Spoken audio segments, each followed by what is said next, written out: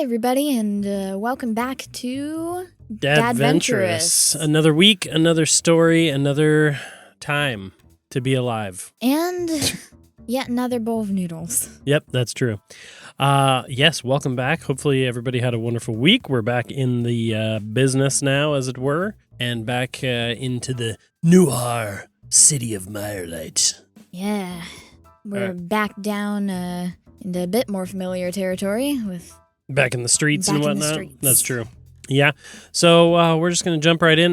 We were discussing, I believe next week, is very exciting, is our 2-year anniversary, basically, of starting this podcast. For when our first episode released. Yeah, so that's cool. I think we're over 100 episodes now. Oh. So we've done a lot. I mean, granted, some, one-shots and everything, too. Still. So I'm enjoying it. We're hoping everybody's enjoying it, too. Season 3 has been very different. Very fun. It's been a fun new thing to try. And, yeah. It's fun doing it all in, one city. I've never done that before. So... Speaking of a city, are you ready to jump back in to the gloom, to the mist, to the towering skyscrapers of darkness? Sure. Sweet. Well then, as we do, it is your turn to take it away. Boom, boom, boom, boom, boom,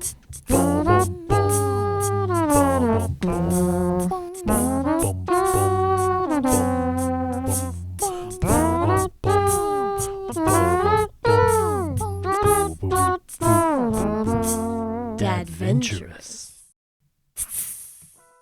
In the aftermath of the party, the civilian girl, who I later found out to be none other than Sarah Farthing, seemed to be in some sort of cahoots with Commissioner Renshaw, and I decided to tail the lead. Unfortunately, was a bit of a commotion farther down the street. The MMCD and their own internal struggles. Commissioner Renshaw was held up by Officer Calloway, and they got into a little spat, but I spotted the sneaky little rat scurrying away through the crowd. I pursued her and started asking a few questions. It didn't take long for the mask to come off. She had been causing chaos in the skyline as a job requirement. However, she managed to slip away under the cover of the arrival of Commissioner Renshaw, and I didn't get any more answers out of her. Renshaw had a bit more to say. I had discovered that my suspicions were correct. Renshaw and the Nightmare had been in an uneasy partnership, trying to unravel a bit of the corruption inside the skyline. For now, I decided to leave the skyline to its own devices for a bit and come back to a bowl of noodles, bed, and another piece of the mystery in the morning. And I think we'll say, with that, you're kind of groggy. Your eyes are starting to open a little bit. You slept pretty good last night. That was a nice, good, long rest. I like to think you hear a beep, beep, beep. Wake up. Marv, that... I don't think that's how it works. Well, I'm bored. You know how hard it is to sit here on the wall and wait for you to wake up? I haven't had to sleep in years. No, I don't know how hard it is. Well, next time you find a rift, try it my way and we can be friends. I'll keep that in mind. But yeah, I think I get up, now kind of switch back into my normal outfit. Yeah, not the fancy attire. Not the fancy outfit. Okay. Still your new hat. Still my new hat, yeah. but, And, so trench coat's back on. No. Maybe my, I think my purple waistcoat stays because it's better than my other one. Yeah, it's like an armor upgrade. Yeah. But I think I look down at it and just go, I'm not used to this being this bright. Oh, can't get much worse. And... What color is your skin again? I was thinking I probably have more of a natural skin tone. Oh, okay. So or like more like humanoid skin tone. Okay. So like maybe it's a little bit more like yellowy red than you might get, but I feel like I'm... Okay, so you get all dressed up, ready to go. Grab Marv off the shelf. You got your crossbow and all that stuff. Got my crossbow. Recheck my pile of folders under the bed just to re-go back through some things, and maybe I take some time to write a couple things down and on the typewriter and put them in and shove it back under the bed, and then I head out the door. Okay, so you head out the door, and your door of the, Mel Ashgrave private eye, the glass door clangs behind you, and you make your way down the stairs, hit by that wonderful aroma of a very large ogre already preparing the breakfast noodles he mentioned he would make for you. So you kind of hear the sounds of chopping meats and sauces boiling and noodles being boiled and things like that.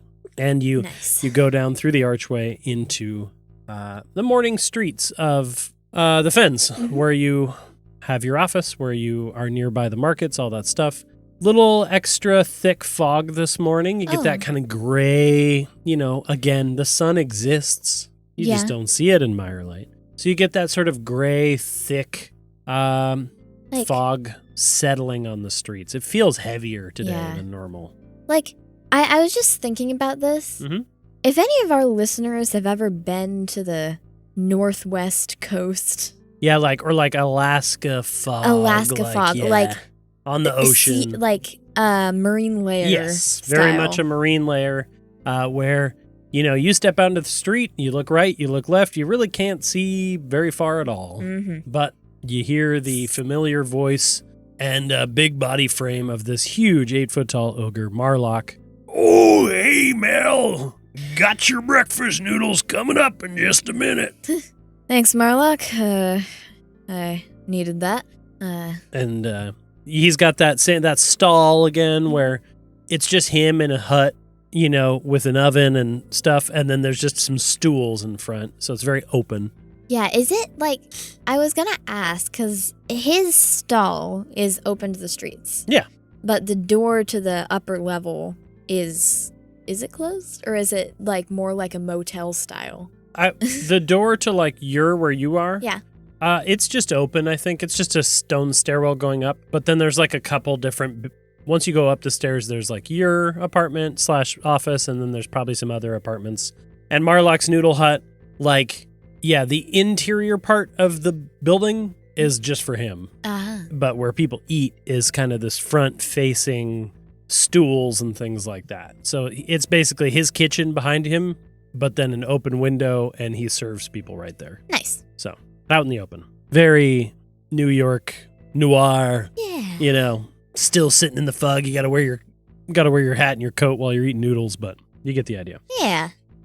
So no one else is here. He plops down, or you plop down, and he's like, "Hey there, Marv," because he's one of the ones that... he's one of the ones that knows. I set Marv up on the table. Yeah, Marv's like, "Oh, good to see you there, Marlok. How's the noodle business?" Marlok's like, "Oh, it's always slow this time of day, but it's been good."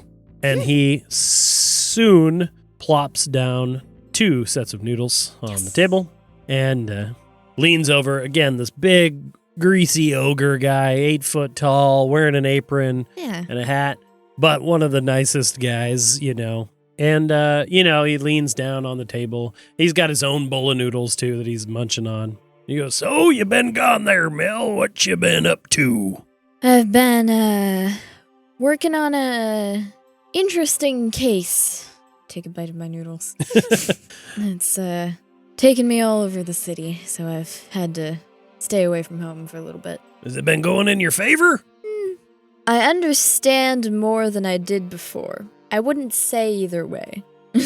There's been recent complications. Yeah. Well, at least you're going forward. Maybe not up, maybe not down, but going forward.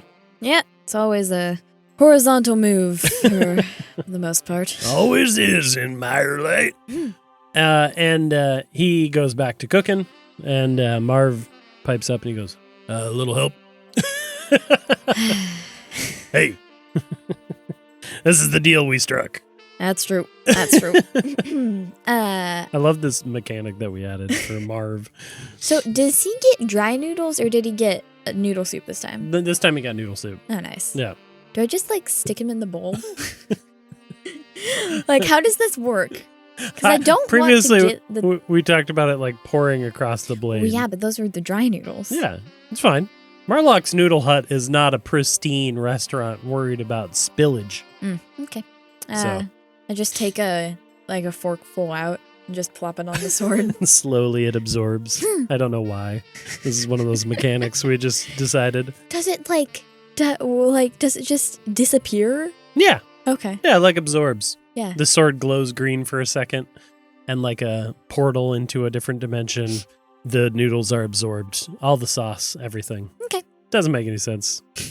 But we do it. I love That's this mechanic. adventurous in a nutshell. Yep.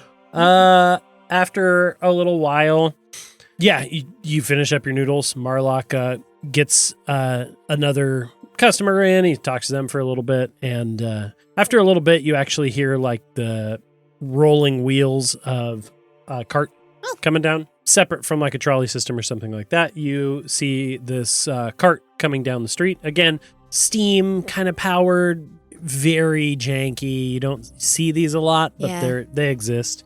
But this one's loaded down, loaded down. And you actually see an ogre coming down the street. You've seen some of the ogres before come by. Yeah, they're just Marlok seems to still be in good favor. He's one of the few ogres that is not in Hazetown. But you see this cart come up, and they have this conversation, and the guy in the truck starts offloading supplies. Noodles, things of that nature for Marlok's Noodle Hut. Random question about the economy. Is like Hazetown like a big supply community for the rest of Mirelight? No. Not even a little bit. Hazetown is very much honestly, you haven't even been to Hazetown very much. Hazetown is like ogre territory. It's across the river and the Mistbank River.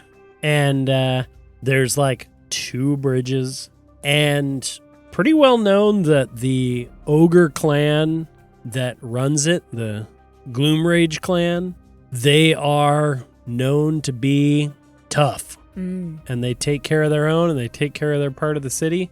It's not that you can't go over there. There's trade. It's not like they don't come over to the other side of the bridge. It's just more rare. It's like not necessarily that there's like hostility, but more it's just we'll leave each other to our own devices. Okay. The MMCD, back when you were with the MMCD, they tried to, you remember specifically, they tried to get a precinct in Hazetown, and that very quickly did not work for them. And the Gloom Rages take care of their own district, so the MMCD does not have a presence in Hazetown. Or at least not a stationary presence. All right. So, yeah. But Marlok's Noodle Hut is a bit of a unique thing. Okay. Yep. Yeah. I think I just finished my noodles and, watch them unload. I think, what time do you think it is? If Morning. I can tell. Just like, did I wake up early or do you think I woke up late? Yeah, it's mid-morning. You went to bed at an okay time. Okay. Yeah. Yeah. I think I turn in my noodle bowl. Okay. And turn to Marlok and say, thanks for the noodles, bud. I'll have to be on my way. But always moving forward. As he's loading like these like 200-pound, like things of raw flour to make noodles and things like that. He's got one on each arm. Very, very big, strong guy. And he goes, "See you later, Mel. See you later. Hope you enjoyed the noodles, Marv." Marv's like, now that there are people around, Marv doesn't say anything. Oh, all right. Yep. I think when he says, "Hope you enjoyed the noodles, Marv," the guy that was sitting at the counter also eating noodles, like, looks around, and the other ogre, like, looks around, and Marlok just chuckles to himself. I think I just give a little salute and go off. Okay. I think. So you go off. Where do you go off to? I want to go to the nearest trolley track and see if I can catch a ride to Merkboro. Yeah. The Brixies? Yeah. Okay.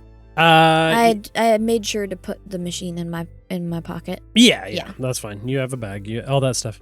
Yeah, you load Marv up, and pretty soon you see a trolley come along. We'll say it's that old guy again who knocked me off. Who knocked you off? Hey there, young lady. Welcome. You hopping a ride to Merkboro? I think to Marv in my head real quick. Should we wait for the next one? Marv's like, I mean, just don't hang off the end like a crazy person this time. But that makes it look cooler. Your funeral.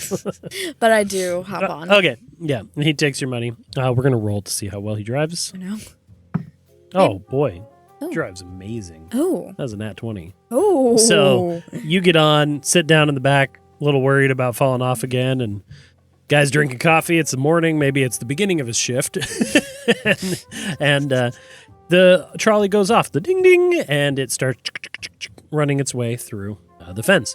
You've done this route before a couple times for sure, but you start cutting through the fence. And yeah, again, the fog just feels a little extra dense today to the point where like you can't even really see people going by like you normally can because it's dense. But the soft orange lights of the trolley and the blue glow from the battery and everything making its way through the area. As you are headed to Merkboro, can you please make for me a perception check as you start cutting through the old ruined skyscraper section again and cutting down in the tunnel area? 15? 15? Okay. Once again, there's that tunnel area. You go down underneath some of these skyscrapers and there's like a perpendicular tunnel. I do want to see if I can spot the same tunnel that I did beforehand. Yeah, for sure. Easy enough. Again, it runs perpendicular. It's not a trolley tunnel, but it is like an old tunnel for something. Is there like a history of these tunnels that I would know? That you would know? I'm going to say it's a high DC history check. 18? Well, in 18, I'm going to say no. Okay. Yeah, it was their tunnels. You know enough to say that you know they're used for some shady dealings. Okay. That's about all you know of the history of those tunnels. Sounds good. Trolley cuts through, and as you are looking down one direction of the area, you do see a bunch of lights again, and you see a large crowd of people in one side of the tunnel. They all seem to be having a conversation and not trying to hide anything, obviously. They'd probably be somewhere else if they were trying to hide that. So it's just kind of interesting that you cut through and you see like, I don't know, probably 20 people down in this tunnel with some lights in the fog. But it's one of the areas where the fog's not quite as dense because it doesn't go into the tunnels as easily. Okay. Is there anybody else on the trolley other than the driver? Yeah. There's general riders going to Merkboro. I'm going to keep that in mind for later. Okay. So then it comes back up out of the tunnels, and with that familiar sounds of churning steam and gears and things of that, you arrive in Merkboro. There are some signs, as we talked about before. It's a little bit more animated, a little bit more automatic things happening here. A little bit more, now that you've seen it, kind of like the skyline. Yeah. There's more devices. There's more things up here. There's a lot of magical item use. It's not that you don't find that stuff in the fens. It's just that there's more. Yeah, this is the source of the vast majority of magical stuff in the city. All right. And trolley comes to a screeching stop. Old man's like, okay, next stop. I don't remember. I just look at him and step off the trolley. Yep. And I think I just go to myself, how did that guy even get a job here?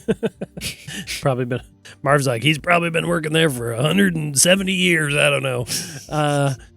And that might be true. Yeah, you hop off. And the fog also pretty dense here. Was it always a little bit denser in Merkboro? Well, before it was like smoke and smog mixture.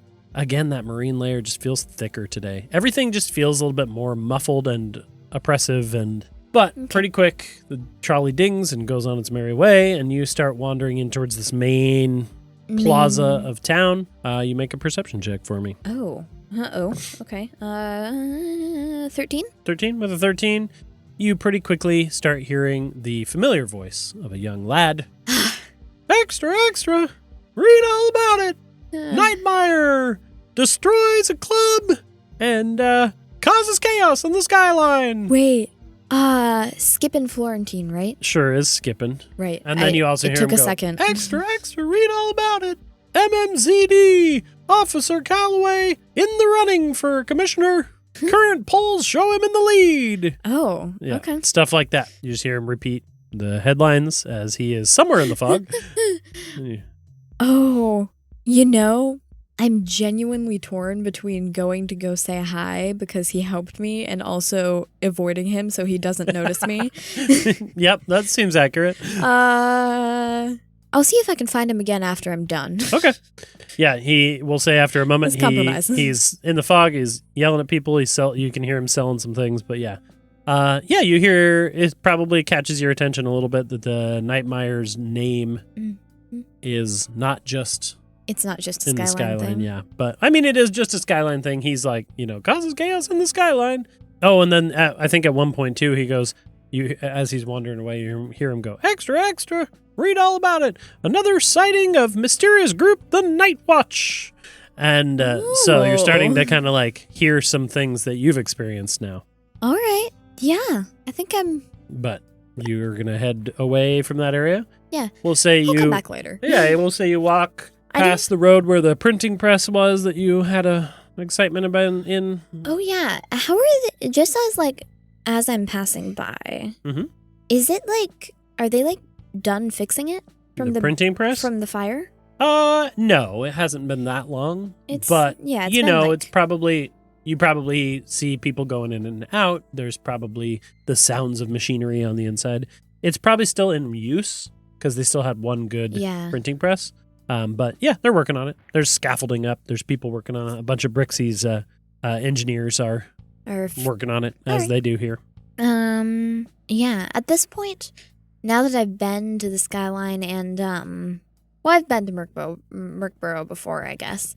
But I think I do kind of want to see if I can go toward Brixy's garage. There were signs. Yeah, right? It's very well known where it is, yeah. And you see the soft glow of the Automancer garage or the auto garage. Yep. As I go through the streets, kind of as I'm coming up on it, I want to look for that graffitied Night Watch symbol again. Okay. If I see it anywhere else or if it's been covered up. Yeah, make a investigation check. You're keeping your eye out for it. Yeah. Horrible. 12. I mean, 12. That's not that bad. 12's not that bad.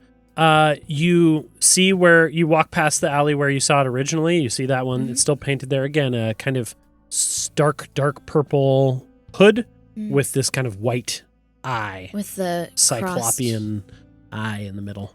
So you saw that one. And it's kind of faded now and everything. I think as you start going along with the 12, you do notice probably one other time where it's painted, down a little alcove where there's some shrubs growing and you can kind of see it peeking out above the shrubs. Oh, okay. And so there is, whether you didn't notice it before or is there an increase? It's interesting, yeah. And something to think about in the other parts of the town too, because the last time you saw them, who at least works for or runs that. That was in the fence and they were helping. Handle the gloom spawn. Yeah. Okay. I think, I go down the road, kind of, coming up on the auto garage. Massive factory, all of her engineers and people she has that help with the enchantments and things like that she helps design. A lot of hustle and bustle. Nothing ever sleeps here at Brixy's Auto Garage. And big blue sign again lit up. I think I go back in, kind of just trying to stay out of people's way. Okay. and kind of, as I go in, I want to look up towards her like overseer's office. Yeah. Do I see anybody in there? Right now, I'll roll for it. What is she up to? Yeah, it's you see it actually. The door is even cracked open. Okay. Yep. I think. Oh, is anybody like paying specific attention to me? Honestly, roll. I'm just gonna roll something. I'm not trying to be sneaky. Honestly, no. Okay. No way. This is a place where everybody is always doing something. I think to the point where people are walking around you. Oh. You're not by yourself. But like people are rushing past you with gear or with gadgets in their arms, paperwork. You head by, you see that same guy that you helped with the table all those years ago. Lasagna guy. Sad lasagna man walks by, doesn't even notice you. You are in this place, and people just assume you're supposed to be here. All right, sounds great. I want to, I think, start walking up the stairs towards her office. Yeah. The stairs were pretty creaky, right? Yep, stairs were creaky. Very unmaintained, problematic construction, things of that nature for somebody who is so organized and impressive with her inventions. Her care of her own stuff was surprisingly bad. Okay. Sounds relatable. I think I go up just kind of walking normally. Okay. And even though the door's cracked, I think I'll knock. Okay. You go for a knock. So. Okay. So you go for a knock and make a perception check. Oh, 14? A 14. As you go for a knock, you start hearing on the inside a voice go, "Hang on, love, 1 second." And then a bunch of rustling of stuff, wooden crate being shoved, a lid being closed, stuff being thrown away into a thing. I think as I hear this, I recognize the sound of someone panically trying to hide something, as it's both something I've heard before and something I've done. Yeah. So I think I probably, like, as she says, "Hang on, love, 1 second," and I think I probably wait for, like, a second as she's putting things away, and then open the door. Okay. The door creaks open, and I think, again, a reminder, you see Brixy herself. She is a Earth Genasi, so she has kind of this darker skin. She has kind of the light hair. She had white hair. Yeah, white hair, and the gear and everything. And very clearly hears the door open, and she's like, "I said hang. Oh, it's Hi. you." And go ahead and roll. How do I want to do this? Roll a perception check, and she's going to roll a deception check. But not insight? Huh? Not insight? Or sorry, she's going to roll a sleight of hand check. Oh, okay. A 10. 10 wait, for... Wait, hang on. A 12. Yeah, you see that she had a map of Mirelight on the table. Okay. And she's finishing up scooping things away and putting them into a little box. And as you kind of see her scooping things away and putting them into a little box, you catch a familiar color, but a familiar flash of purple getting put away. All right. I think Mel Ashgrave. Good to see you again. What, Hi, Brixy. And she kind of turns and has her back to her desk. What, you're back? Did you learn what you needed about your missing, lass? The cast lass. Sorry. Nice.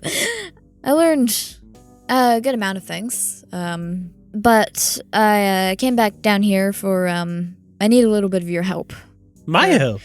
Something I'm not very well versed in. Well, of course, here. Just give me a second. And she finishes shoving everything off the table. She just, like, clears a space on her desk. What exactly do you need help with? I walk up to her Uh-huh. and I pull out the shattered bits and parts of the machine out of my the bag. mist displacer. And I plop them on the table. I think you see her go from like a little bit of panic, like putting stuff away, hiding, obviously hiding a little bit, but you didn't get an exact look at everything, to full on hyper focus. This is a new gadget. And she like forgets everything about her desk and she's like, what is this?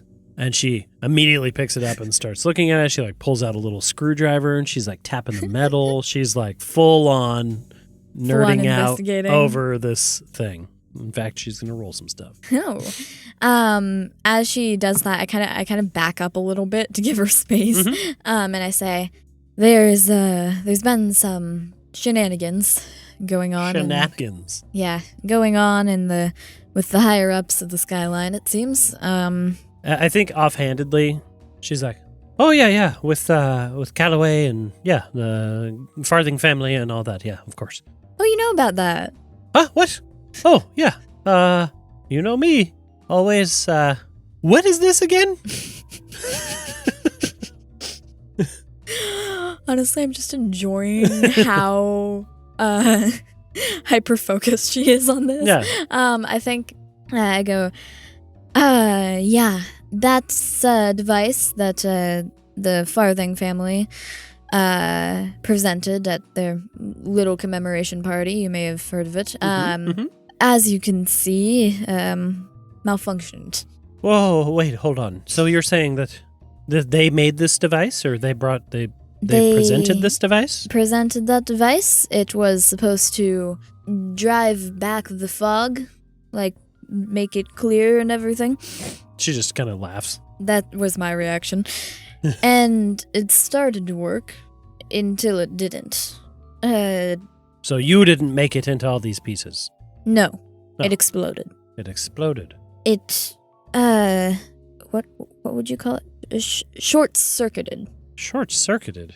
Or it was meant to explode. I'm not fully clear, but... Well, pull up a chair. Well, let's get after this. I pull up a stool. Yeah. She like starts holding things. She's like, give me your hand. What? And she like sets it here and she's like, hold that. I need you to hold this still. And then she like pulls out some other tools and she starts removing screws and panels and accessing this kind of central core thing. And I think after a moment, you see her like pop off a panel, and inside you see, kind of familiar to like the batteries that she uses for a lot of her things. Yeah. There's sort of like a cube of red, soft, like almost like glass in the center. And she kind of like sits back. She's like, you can stop holding it. Okay. She goes, and you can see this look of concern on her face. And she goes, but you don't know who made this? I have a theory. I do too. Can I see the bracelet on your arm? Yeah. I hand it to her. She pulls it out and she's just kind of looking at it and looking at things. And she goes, your missing girl is quite impressive. Untrained, but impressive. Impressive nonetheless. Is this, you think this is what they're doing? Yes. This, And she's working with them? She's working... The Farthing and the Gallows family are working together to try and bypass safety restrictions on inventions. And this was their prototype. And they've, I believe, have been using Jessa's enchanting ability to try and attempt to do that. This explains some things. That's also probably why it exploded. Well, she goes, you need your help on this one, but, so we're going to do a little tinkering skill challenge. Ooh, sounds fun. So can you roll, she's going to give you advantage, but can you roll an investigation check onto this device? Ooh, an investigation? Yeah. With advantage? Yeah. A 23. A 23.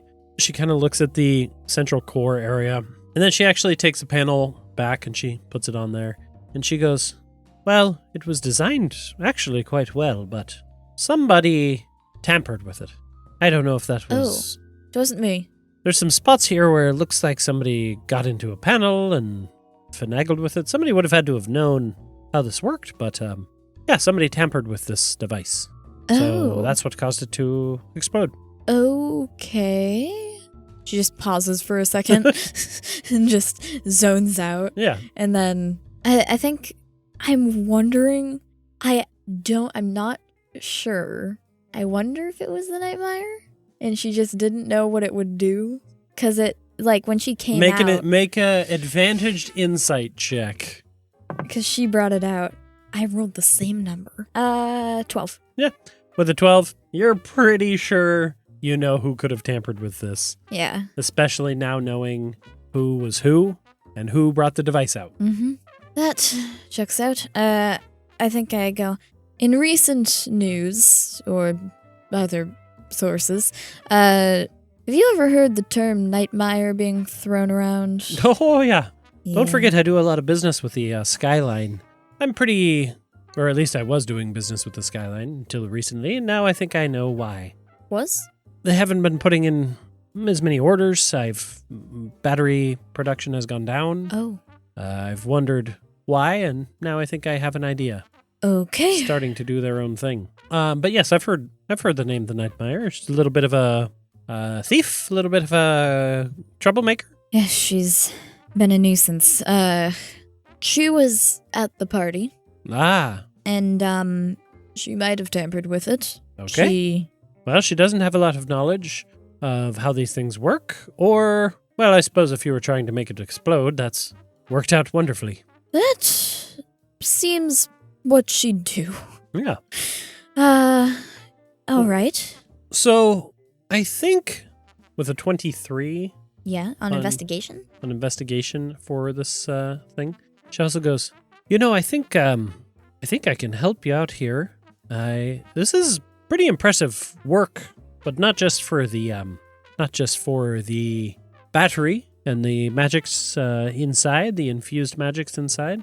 The metalwork is also quite well made. Oh. And I don't think your girl probably has much in the way of forging and crafting, maybe. But from what you told me, she was pretty untrained. Yeah, I'd have to double check, but I'm pretty sure that it's only been small things. Well, Have you ever... I've only ever seen your blue magic-y stuff before. she sort of chuckles. She goes, that's one way of looking at it, yeah. Have you ever seen... Are there different colors? What do you mean? Like, have you ever seen a different colored magic-y thing? For like, that's red. It was a blue. I mean, could just be the infused powers of the, enchanter. There's not too many other enchanters out there, so I can't say I've thought about it much. I take a look Usually down. it's like different shades of blue, I guess, but... I just take a side look down at Marv's sword for a second and, wonder, was it green before? Was what green before? The gem that he has. When he had it, when he was a person? Mhm. Do you want to roll for that one? Sure. You can go advantage history. 14? A 14? You don't think it was? Oh. And it's a little hard to couple years now, but you're like, maybe it wasn't green before and now it's green and things glow green. Oh. That's different. Okay. Yeah, I mean, I don't know. I think she's going to insight check you. Oof. I'm sorry. Oh. She sees you eyeing Marv. Oh. And she goes, I've been doing a little bit of a favor here. I think I can help you a little more, but I wouldn't mind some payback. You're into it. Ah. Last time we had a discussion, I mentioned an interest in your blade there. Oh, yes, that's, that was mentioned. Yeah, You hear Marv go, careful. I'm trying, Marv. And I go, what about it were you, interested in it again? An hour investigating it, seeing its properties, understanding its place in this world. Okay. You give me that, and I think I can help you with some next steps. In my head. Mhm. Marv, Yeah, I heard it. please do this for me. Look, We have to get this. If she breaks my gem, I'll tell her to be careful. all right. She seems fine. I just don't know. Yeah, Marv goes, to be honest, haven't really thought about it too much. So I guess I would be a little bit interested to see what she has to say. Yeah, an expert on the matter-ish might be. Go ahead. In fact, I think he says, Oh. all right, go ahead, out loud. And Brixie's eyes shoot to the ceiling, or eyebrows shoot to the ceiling. And I go, I move the machine pieces off to the side and place Marv on the table and go, all right, fair is fair. Please try not to break him. Yeah, I'm fragile, I think. Actually, I don't know. I'm a sword, so. And she just mouth agape like, oh my goodness. It's a long story. Actually, it's pretty short. Oh, sort of. And we'll say that Marv and Brixie have some time together, and Brixie goes into a deep dive of the Marv sword. Oh. He tells her about the rift, and how he was like, I mean, it was a big rift, something was trying to come through, and I was trying to stop it, so I thought about a memory instead of anchoring to something in the real world, and I don't know if that's what caused it, but here we are. Now I'm a sword. And kid tells me that there wasn't a body left, so I kind of assume that's just me now. Yeah. And Brixie's going to go into a deep dive. We're going to do another roll here. You want to do an advantaged investigation check for this little thingy that we're doing? You're essentially kind of rolling for Brixie, but Does she have a different investigation? No, you're using yours. Okay, 23. A 23. Again. I think Brixie goes into this and she's like trying to figure it out. She's like, okay, so we have the rifts, magic, we have emotional ties, we have a sword that he was obviously very attached to, or was, and he's like, man, I didn't really care about the sword necessarily. It was just in my hand. It was on my person. I don't know. And she kind of goes into this whole thing and she's like starting to sort of put two and two together, making tons of notes. And she's just like, and now he can, through the sword, you are able to cast some spells. You are able to. Yep. I can do magic. I can do more magic. Yeah, and we can talk to each other. Yeah, we can. It's telepathy, weird, whatever. I recently figured out he can go into another dimension, which is cool. Oh, show me that. Oh, okay. And I, again, like what I did in the skyline, I hold out my hands and focus hard, and this portal kind of opens up, and Marv's sword disappears. Okay, so yeah, you kind of show her all the tricks. She even takes you down to like a training dummy to watch as you do like an Eldritch Blast and all that stuff. And she goes through this whole thing and she goes, well, I can't say I know for certain, but I will be doing some research. I've never heard of this before. It's very unique. Yeah, it's been interesting for the last 2 years, Yeah. All right. Well, give me, let me have that bracelet one more time. You hand it to her. And she spends some time, and with that 23 you got and everything, she spends some time tinkering with the bracelet and kind of refining this magic that Jessica Cass had put into it. Oh. And she hands it back to you, and she goes, I've got this set up now. It's not going to work for very far, but I think the bracelet can find its owner, can find its source. You get within a certain amount of range, might be able to help you find the girl. That would be very useful. So this is essentially a locate creature spell. Okay. Within 1,000 feet kind of idea. So you'll want to make a note of that. But within 1,000 feet, it will help you hone in on the source of this magic. Okay. She finally hands the sword back to you, and she is over the moon figuring this one out. This is a little out of her realm of like rift magic and things like that. She's usually just somebody who's making automatic coffee warmers and devices like that, but she is intrigued by far. The entire time, like, if we weren't at the training dummy or Yeah, anything. yeah, I in was the kind of office. just sitting on the stool in the corner waiting for it to end and filling in when she Yeah, needed. yeah. I take Marv back and say, you good? It's quite nice, actually. And I think she even goes, I want to test something before you go, though. Two things. Oh, also, here's this. And she starts writing down a note, something that you've actually seen before from Lena Cass back in the day. In fact, you're kind of maybe reminded. She's like, this metalwork is quite impressive. It's good stuff. This is high quality. To do these kinds of devices, you need to have the sort of a craft to go with it. We do it in-house here, but I know this metal comes from Hazetown. Oh. And Thunker Gloomrage is kind of the resident craft there. And that's a name you actually saw a long time ago from Lena as an option for you to figure out a way to get to the skyline.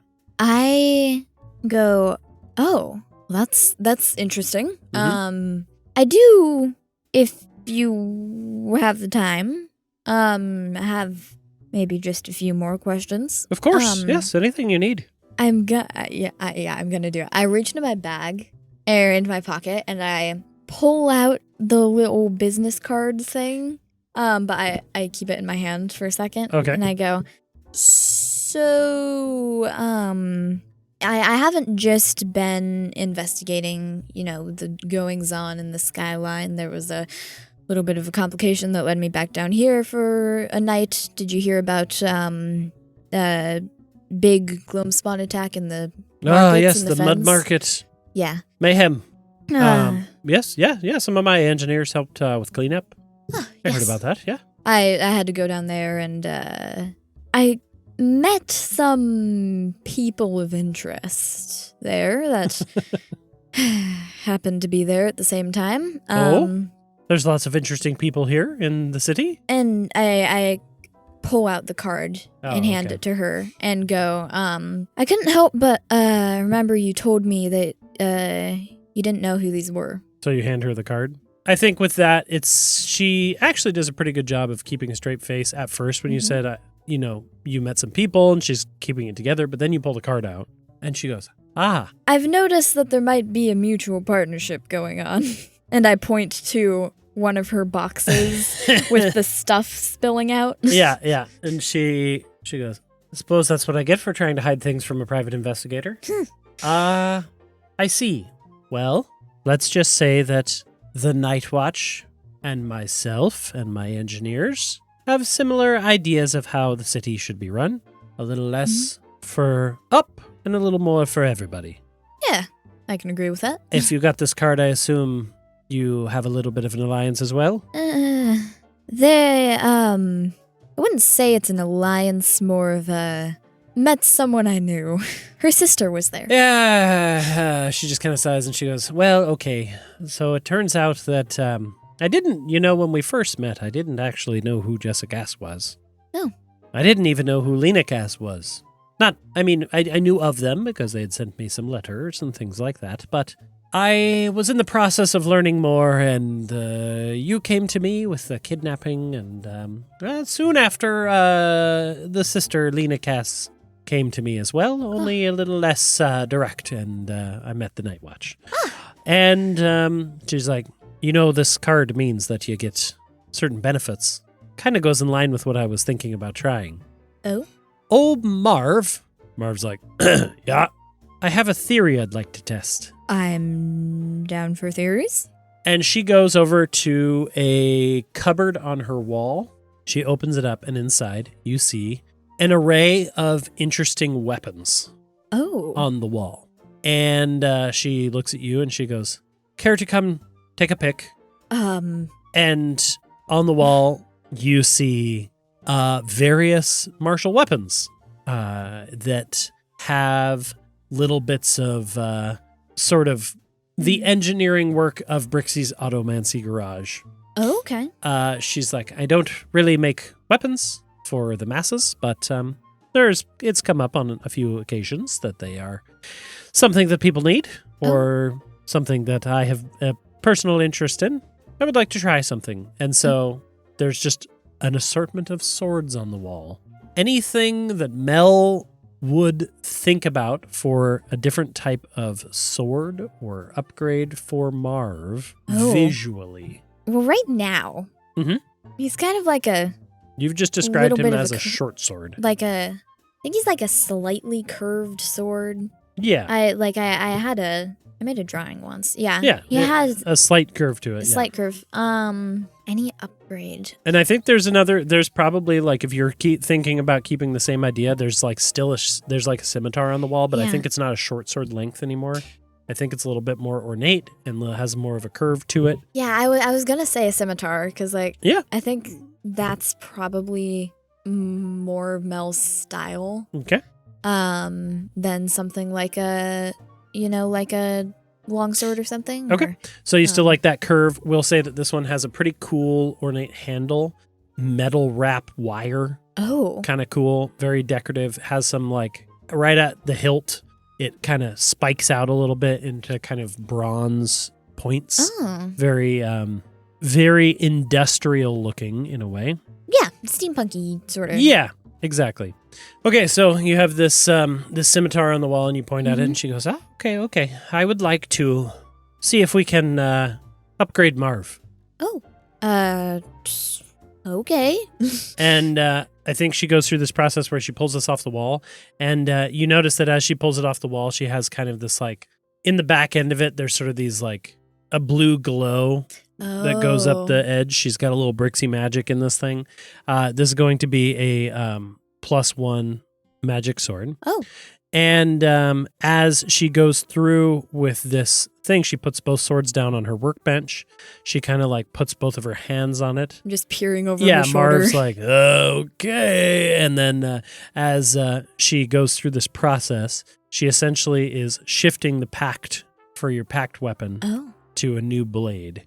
And after a moment, you see this green energy float off of the old short sword, enter into this new scimitar, and this blue glow that was running up like the backside of the blade slowly like courses through and becomes the familiar green of Marv's magic. And she goes, I thought that might happen. And the sword that you've had for the last 2 years is an inert metal sword of nothingness. And Marv goes, oh, this is fun. And you hear this voice and feel this voice coming from a new packed weapon, a new scimitar, and a +1 upgrade for Mel. I just go, never thought you could do that. I didn't know I could do that. That's rad. Yeah. And Brixy looks at you and she goes, I think that if you find other weapons, or if you ever come across other things that you want to change, I understand this a little bit more. I think Marv isn't so bound to a specific item as maybe we thought, or you thought. Okay. And Marv's like glowing green. He's like feeling good about himself, little body upgrade. I think I kind of like poke the old sword. Yeah. It just like, it's weird. Now here's a question for you. Okay. That I did mention earlier. Now that Marv is removed, you mentioned that it might not have been green. Does that change, or is it permanent? The gem? Yeah. We'll say it shifts. The gem goes actually to more of like a clear, just decorative gem in there. Kind of just, honestly, now that Marv is not in it, the whole sword just kind of looks boring. Standard issue, MMCD. With a bit of decoration? A tiny bit of decoration because Marv was a bit higher up. But honestly, as you're looking at it now, it just kind of looks kind of boring. Yep. I think I like pick up the new sword and maybe like swing it around a little bit and just go, thank you. Honestly, thank you. I've been, ever since I saw that sword, I knew I wanted to play with it a little bit, and now I understand why. I'm going to do some research. Oh, yeah. I'm going to try to figure out what I can, and you keep that bracelet on you. Maybe we can figure out what to do about your girl before before they cause more problems. Yes, that sounds about right. I put the bracelet back on. Okay. And go, hey, thanks for all this. Hey, if you need me for anything, you can send a message to Marlok's Noodle Hut in the Fens, and I'll get it eventually. Sounds good. I mean, watch yourself out there, Ashgrave. The city's, I don't know, it's changing. For better or for worse, we may not know. We may not know. And she hands you the little sheet of paper and she goes, if you want my suggestion, go see about paying Thunker Gloomrage a visit. And maybe learn a little bit more about where your problem people upstairs are getting their supplies. Sounds good. This will be interesting. Hayes Town always is. And she goes back to her work. All right. I think I say goodbye.